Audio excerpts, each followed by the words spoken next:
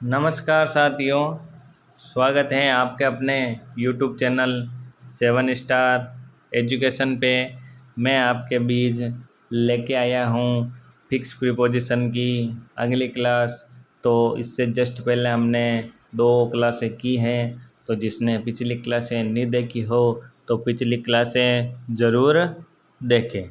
तो शुरुआत करते हैं हम अपनी क्लास हमेशा की तरह एक मोटिवेशन के साथ। मोटिवेशन है हमारा शिक्षा वह शेरनी का दूध है। शिक्षा वह शेरनी का दूध है, जो जितना पिएगा उतना दहाड़ेगा, जो जितना पिएगा उतना दहाड़ेगा।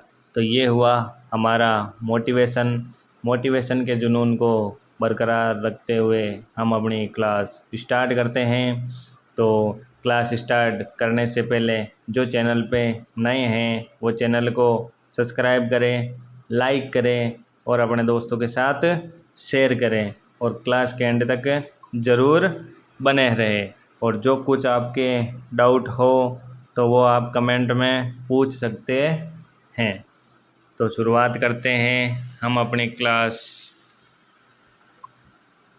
तो इसमें हमारा अगला एग्जाम्पल है globalisation. Globalization has ushered an area of market economy.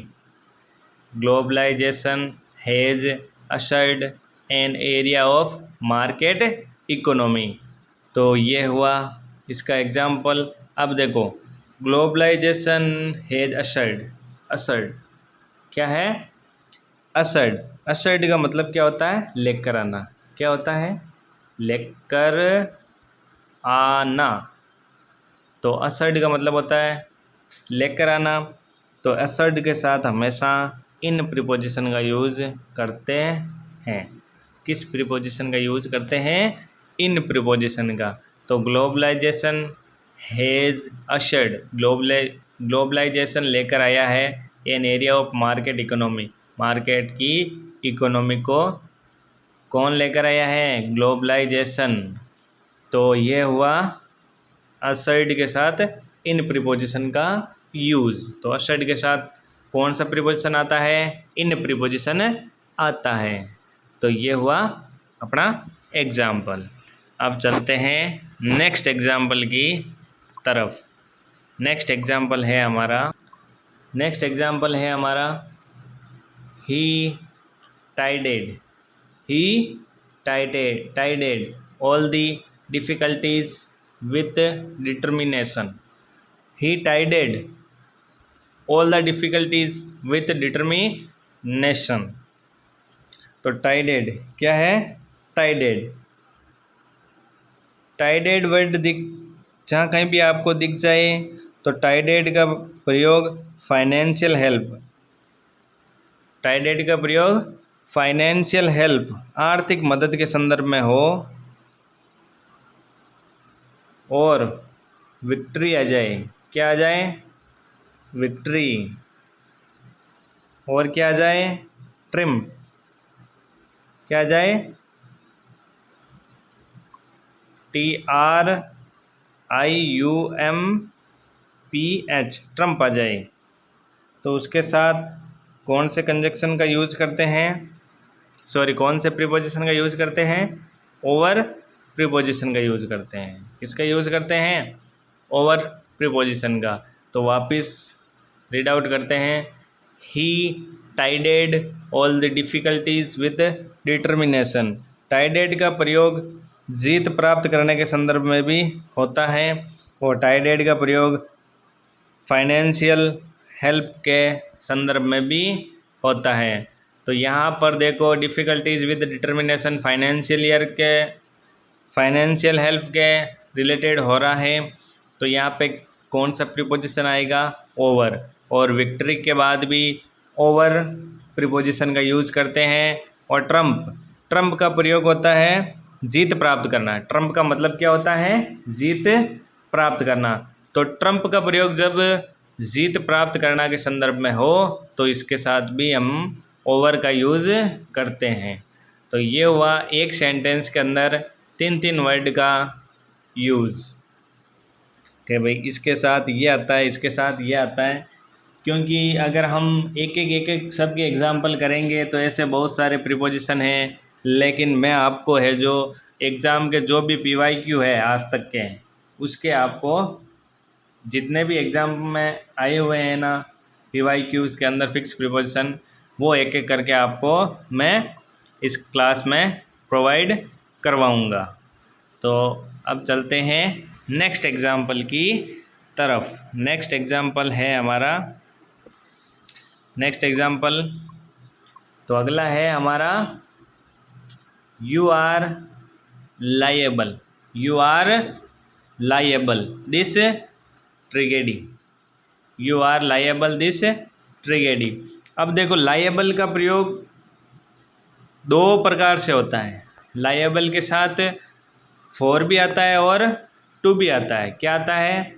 लाइएबल के साथ फॉर भी आता है और क्या आता है? टू भी आता है। टू कब आता है और फॉर कब आता है? तो फॉर तो आता है रेस्पॉन्सिबल के संदर्भ में। किसके संदर्भ में? रेस्पॉन्सिबल। रेस्पॉन्सिबल का प्रयोग हो, लाइएबल का यूज रेस्पॉन्सिबल के संदर्भ में हो तो फॉर का यूज़ करते हैं, और लाइएबल का प्रयोग डिप्रेशन गहरी सोच के संदर्भ में हो तो टू का यूज़ करते हैं। टू का यूज़ कब करते हैं? डिप्रेशन के संदर्भ में। किसके अंदर? डिप्रेशन में। DEPRESSION, तो यह है डिप्रेशन। तो लाइएबल का प्रयोग अगर रेस्पॉन्सिबल के संदर्भ में हो तो इसके साथ फॉर प्रीपोजिशन का यूज़ करते हैं, और लाइएबल का प्रयोग डिप्रेशन के संदर्भ में हो, किसके संदर्भ में हो? डिप्रेशन के संदर्भ में हो तो टू प्रीपोजिशन का यूज़ करते हैं। तो ये हुआ लाइएबल का प्रयोग। अब चलते हैं नेक्स्ट एग्जाम्पल की तरफ। नेक्स्ट एग्जाम्पल है हमारा, अगला एग्जाम्पल है हमारा our culture binds us together irrespective caste and religion. तो our culture binds us together irrespective caste and religion. तो इर्रेस्पेक्टिव क्या है? इर्रेस्पेक्टिव। इर्रेस्पेक्टिव के साथ हमेशा इर्रेस्पेक्टिव के साथ हमेशा ऑफ प्रीपोजिशन का यूज़ करते हैं। कौन से प्रीपोजिशन का यूज़ करते हैं? ऑफ प्रीपोजिशन का यूज़। तो आपको सेंटेंस के अंदर इर्रेस्पेक्टिव वर्ड दिख जाए और प्रीपोजिशन से रिलेटेड क्वेश्चन हो तो आपको इर्रेस्पेक्टिव के साथ किसका यूज़ करना है? ऑफ। किसका यूज़ करेंगे? ऑफ प्रीपोजिशन का यूज़ करेंगे। तो ये हुआ हमारा नेक्स्ट एग्जाम्पल। अब चलते हैं अगले सेंटेंस की तरफ। अगला सेंटेंस है हमारा, अगला सेंटेंस है the arguments were irrelevant the subject. The argument were irrelevant the subject. अब देखो इररिलेवेंट क्या आ जाए? इररिलेवेंट आ जाए या फिर रिलेटेड आ जाए। क्या आ जाए? रिलेटेड आ जाए या फिर रिलीवेंट आ जाए। RELEVANT रिलीवेंट आ जाए, और क्या आ जाए? पर्टिनेंट आ जाए। क्या आ जाए? पर्टिनेंट आ जाए। इररिलेवेंट आ जाए, रिलीवेंट आ जाए, रिलेटेड आ जाए और पर्टिनेंट आ जाए तो इसके साथ हमेशा टू प्रीपोजिशन का यूज करेंगे। इररिलेवेंट, रिलेटेड और रिलीवेंट और पर्टिनेंट, इनका मतलब होता है संबंधित। क्या होता है? संबंधित। संबंधित। तो इररिलेवेंट, रिलेटेड, रिलीवेंट, पर्टिनेंट इनका यूज़ संबंधित के संदर्भ में होता है, और इनके बाद में टू प्रीपोजिशन का यूज़ करेंगे। तो इररिलेवेंट आ जाए, इररिलेवेंट आ जाए, रिलेटेड आ जाए, रिलीवेंट आ जाए, पर्टिनेंट आ जाए, तो टू प्रीपोजिशन का यूज़ करते हैं। तो एक के अंदर 4 वर्ड हमने कवर किए हैं। तो यहाँ तक किसी को भी किसी प्रकार का कोई डाउट हो तो कमेंट बॉक्स में ज़रूर पूछें, और जो चैनल पे नए जुड़ रहे हैं वो चैनल को सब्सक्राइब करें, लाइक करें और अपने दोस्तों के साथ शेयर करें, और क्लास के एंड तक ज़रूर बने रहें। तो चलते हैं नेक्स्ट एग्ज़ाम्पल की तरफ। नेक्स्ट एग्ज़ाम्पल है हमारा don't interfere my personal affairs. Don't interfere my personal affair. Don't interfere सही है, ये तो सबके लिए ही सही है। Don't interfere my personal affairs, भाई मेरे पर्सनल इंटरफेयर के अंदर आप इन्वॉल्व ना हो या फिर आप दखलंदाजी ना करें। तो इंटरफेयर क्या है? इंटरफेयर, इंटरफेयर आ जाए या फिर इंडल्ज आ जाए। क्या आ जाए? Indulge, INDULGE, indulge. इंटरफेयर आ जाए या फिर इंडल्ज आ जाए तो इनके साथ हमेशा इन प्रीपोजिशन का यूज़ करते हैं। कौन से प्रीपोजिशन का यूज़ करते हैं? इन प्रीपोजिशन का यूज़ करते हैं। Don't interfere my personal affairs, don't interfere in my personal affair. Interfere आ जाए या फिर इंडल्ज आते ही क्या करना है आपको? इन प्रीपोजिशन लगाना है। तो don't interfere in my personal affairs. Mahadev की सौगंध, तब तक छोड़ेंगे नहीं जब तक तोड़ेंगे नहीं।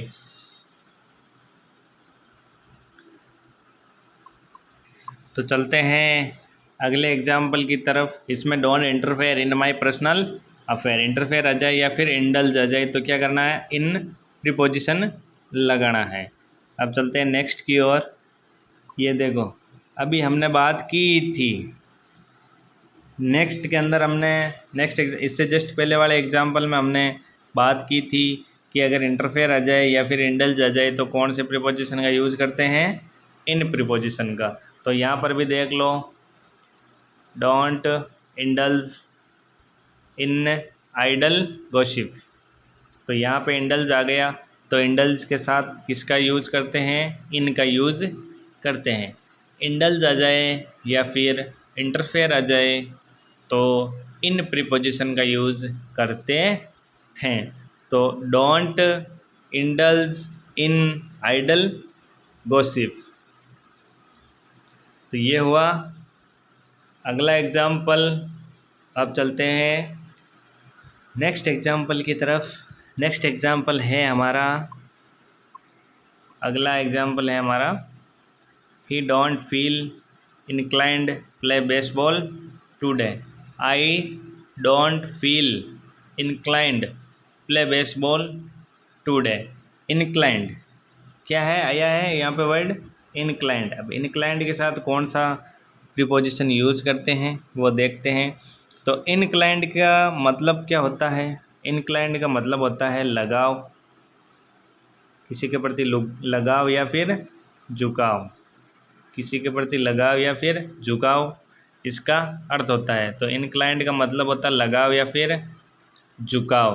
तो inclined के साथ हमेशा टू प्रीपोजिशन का यूज़ करते हैं। I don't feel inclined to play baseball today. तो उसका फील पसंद, inclined लगाव या फिर झुकाव किस खेल के प्रति है? बेसबॉल के प्रति उसका लगाव या फिर झुकाव है, लेकिन वो नहीं मान रहा है। तो I don't feel inclined to play baseball today. तो ये हुआ एग्ज़ाम्पल। अब चलते हैं नेक्स्ट एग्ज़ाम्पल की तरफ। नेक्स्ट एग्ज़ाम्पल है हमारा after listening the doctor, I am hopeful of a quick recovery. After listening the doctor, I am hopeful of a quick recovery. तो लिसनिंग क्या है? लिसनिंग के साथ हमेशा टू प्रीपोजिशन का यूज करते हैं। लिसनिंग के साथ किस प्रीपोजिशन का यूज करते हैं? टू प्रीपोजिशन का। तो after listening to the doctor, I am hopeful of a quick recovery. अब लिसनिंग के साथ टू प्रीपोजिशन आ गया, और अगर फॉन्ड आ जाए, क्या आ जाए? फॉन्ड, फॉन्ड आ जाए तो उसके साथ ओ प्रीपोजिशन का यूज़ करते हैं, और फॉन्डनेस आ जाए, क्या आ जाए? फॉन्ड, FONDNESS, फॉन्डनेस आ जाए तो फॉन्डनेस के साथ फॉर प्रीपोजिशन का यूज करते हैं। तो after listening to the doctor, I am hopeful of a quick recovery. Listening आ जाए तो टू प्रीपोजिशन का यूज़ करते हैं, फॉन्ड आ जाए तो ऑफ प्रीपोजिशन का यूज़ करते हैं, और फॉन्डनेस आ जाए, क्या आ जाए? फॉन्डनेस आ जाए तो फॉर प्रीपोजिशन का यूज़ करते हैं। तो एक एक सेंटेंस में, अधिकतर सेंटेंस में आपको एक के साथ तीन तीन या फिर चार चार वर्ड के साथ कौन कौन से प्रीपोजिशन आते हैं वो भी मैं आपके इस क्लास में कवर करता जा रहा हूँ। तो जो चैनल पे नए हैं वो चैनल को सब्सक्राइब करें, लाइक करें और अपने दोस्तों के साथ शेयर करें, और क्लास के एंड तक ज़रूर बने रहें। तो अब चलते हैं नेक्स्ट एग्ज़ाम्पल की तरफ। नेक्स्ट एग्ज़ाम्पल है हमारा he grieved the loss of many lives. He grieved the loss of many lives. अब ग्रीव्ड का मतलब क्या होता है? ग्रीव्ड, GRIEVED, ग्रीव्ड का मतलब होता है मुद्दा। क्या? मुद्दा, या फिर एक तो होता है मुद्दा और एक अर्थ होता है दुख। क्या होता है? दुख। तो ही ग्रीव्ड का मतलब मुद्दा या फिर दुख होता है, अर्थ। तो he grieved the loss of many lives, तो किसी का लॉस हो रहा है तो वहाँ पे दुख होगा या फिर कोई मुद्दा होगा? तो दुख होगा तभी कोई मुद्दा होगा तभी दुख होगा। तो ग्रीव्ड के साथ ओवर का यूज़ करते हैं। कौन से प्रीपोजिशन का यूज़ करते हैं? ओवर का यूज़ करते हैं। तो he grieved over the loss of many lives. He grieved over the loss of many lives. तो ये हुआ हमारा नेक्स्ट एग्ज़ाम्पल। तो आज इस क्लास में हमने 10 प्रीपोजिशन और कर लिए हैं। तो टोटल हमारे प्रीपोजिशन हो गए हैं 30। कितने हो गए हैं? 30। तो यहाँ तक किसी को भी किसी प्रकार का डाउट हो तो कमेंट में ज़रूर पूछें। तो आज की क्लास हम यहीं पे समाप्त करते हैं। कैसी लगी हो आपको आज की क्लास, कमेंट में ज़रूर बताएं। मिलते हैं अगली क्लास में। तब तक के लिए जय हिंद, जय भारत, राधे राधे, सत श्री अकाल। Thanks for watching my YouTube class. जय हिंद, जय भारत।